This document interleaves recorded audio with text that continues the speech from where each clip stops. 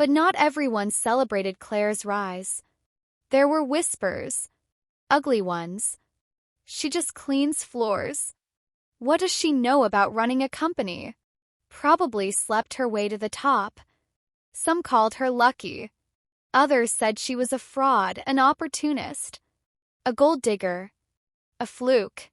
She heard it all. But she didn't care. She kept showing up, early every morning, still in her faded sneakers, still packing her own lunch, still treating everyone from the mail guy to the board members with the same respect. What they didn't understand was that Claire wasn't just lucky. She was prepared. She had spent decades watching, learning, surviving. While others overlooked her, she had quietly built her strength. While they laughed, she listened. And when the moment came, she didn't hesitate. She didn't owe anyone an explanation. But when the media started calling, digging into her past, trying to discredit her with headlines like the Janitor CEO and From Mop to Millions, is she for real? Claire did something no one expected. She invited them in.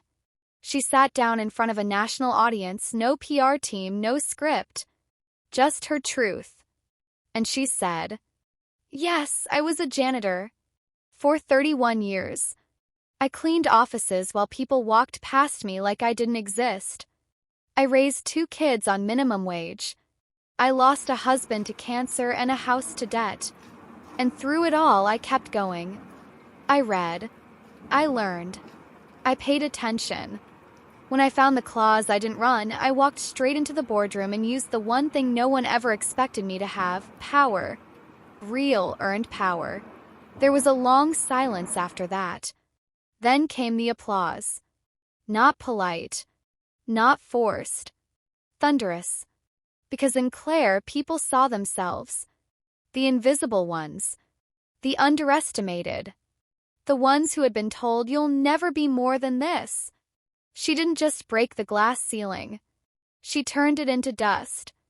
Brightwell didn't just survive under Claire's leadership, it transformed. She didn't fire the old guard out of spite. She listened. She asked questions no CEO had asked in years. She brought in voices from the warehouse floor, the IT cubicles, the call center. She sat in on meetings no executive had bothered attending. She made everyone feel seen. Morale soared. Ideas flowed. Innovation followed. They launched products no one expected from a company that had once been written off as obsolete. Sales doubled in a year, then tripled. Investors who once laughed behind closed doors were now begging for a seat at the table. And Claire? She didn't change. She still walked the factory floor at lunch, still remembered birthdays, still helped the janitorial team carry supplies when she passed them in the hallway. She never forgot who she was. One day, a young intern stopped her as she exited the elevator. "Miss Dawson?" he asked, nervous. She turned with a kind smile. "Yes. I just wanted to say thank you. You make me believe I can do more."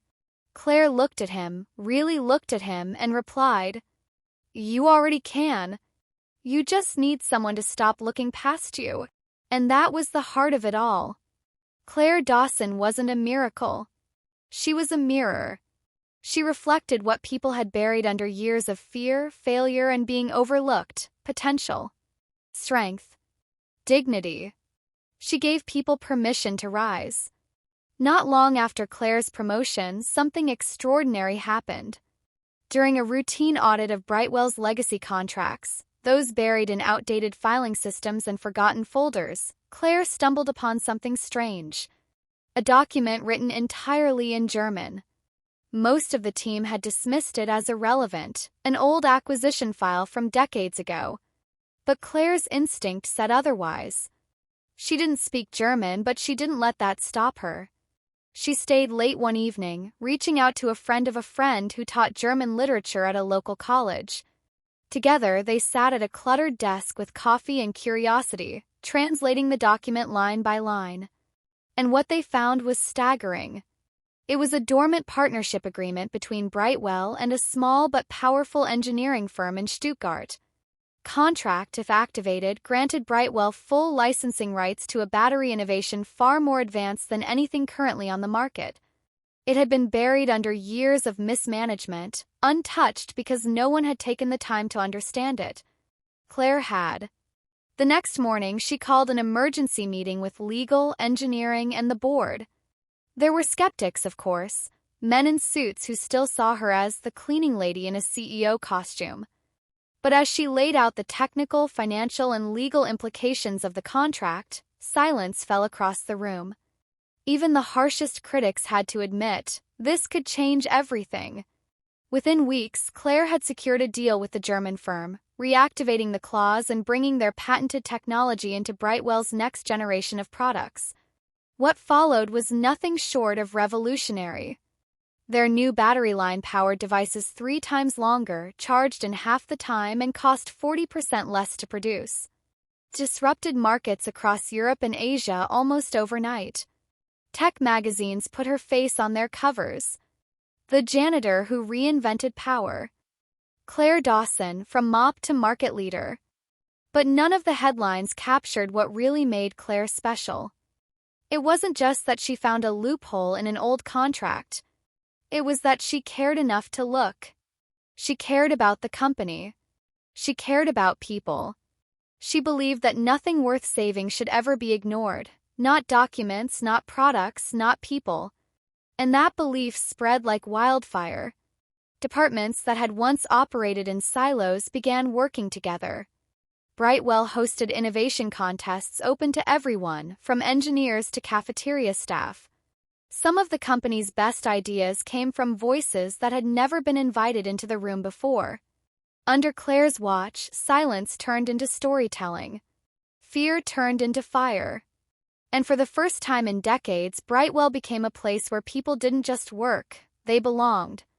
Years later, Claire stood before a crowd at the company's annual summit, no longer just a leader but a symbol of resilience and hope. The room was packed with employees, investors, and press, all eager to hear the woman who had turned a sinking ship into a soaring vessel. She adjusted the microphone and looked out at the sea of faces. Her eyes paused on the janitorial staff in the back, those who still wore the same uniform she once did. "I used to clean these floors," she began, her voice calm but unshakable. "Back then, people didn't look me in the eye. They didn't ask for my thoughts. And truthfully, I didn't expect them to. I had come to believe that people like me were meant to stay invisible." The room was still. "But let me tell you something I've learned," she continued, her voice gaining strength. "There is no such thing as an invisible soul. There is only a world that has forgotten how to see." She paused, letting the silence speak for her. The answers that save companies, the ideas that move industries, and the courage that changes lives, they don't always come from boardrooms. Sometimes they come from a woman holding a mop, reading an old contract because something in her heart told her it mattered. A standing ovation erupted, long, thunderous, and tear-stained. And in that moment, Claire didn't just feel seen. She felt known. In the months that followed, Claire established the Dawson Fellowship, an internal program that funded education and mentorship for employees in overlooked roles. Janitors, drivers, cafeteria workers, security guards, each was given the chance to grow, to learn, to dream bigger. And they did. Stories like hers began to multiply, quiet revolutions sparked in unlikely places. Brightwell became a case study in business schools.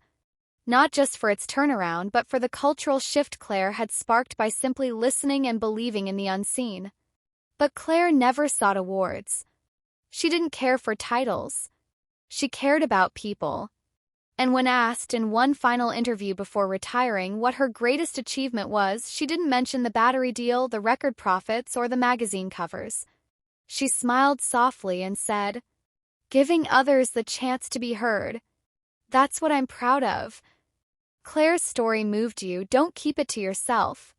Subscribe to the channel, turn on notifications, and share this story with someone who needs a reminder that greatness often comes dressed in humility.